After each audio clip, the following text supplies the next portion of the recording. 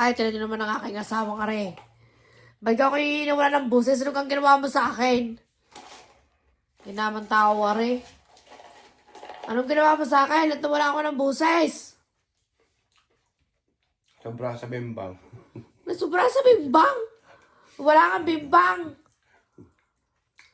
Kaya naman, tapos kain ng mani. Yung mani yung pinagtitripan. Pwede namang ibang mani ang kainin mo. Ba't kaya yan laging kinakain mo?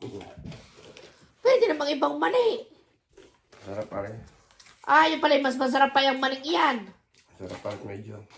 Anong ikinasarap niyan? Medyo mapanghay. Oh, medyo mapanghe. Mas masarap daw yung tunay na mani. Kaysa doon sa isang mani. Kaya naman tao, ari na nakaubos ang mani. Tuwang-tuwang kainin ang mani. Pagdating sa mani, maaasahan mo talaga. Ano? Ay, minukbang mo na yan. Inubos mo na, ibinili ko pa yan. Saan tubig? Aba, magaling ka pa, sinuswerte ka. Kung walang kamay, wala kang paa. Abay, kuha ng iyong tubig. Maaari ka yun. Ikaw ang kumain, tapos ako ang pakukuhanin mo ng tubig. Ingay. Na hindi ka man lang nag-aalok.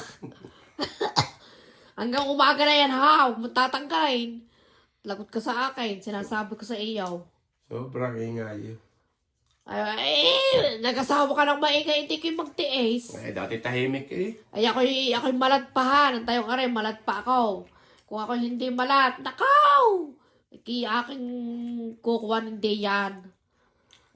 Huwag mo nang tatagalan hanggang umaga. Ay, nagsaklob daw at ako daw ay maingay. Ay, akong tayong aray, ako'y malat pa. Kung ako hindi malat, ay lalo na. Tunay ka naman. Ay, sari-sari ng palabas. Kaya naman iyan.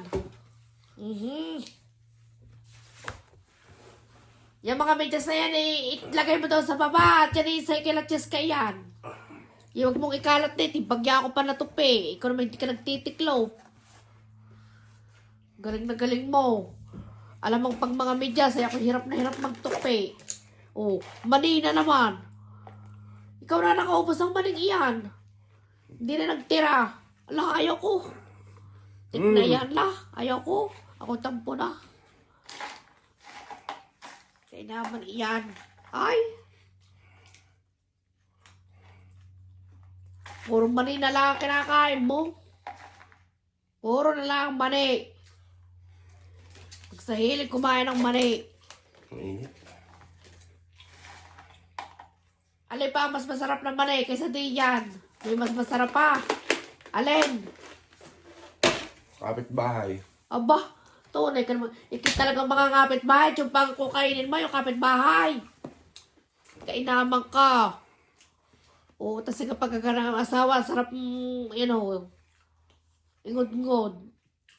Yung pala mas masarap pa ang mani ng kapitbahay. O, tas ka, kakagigil.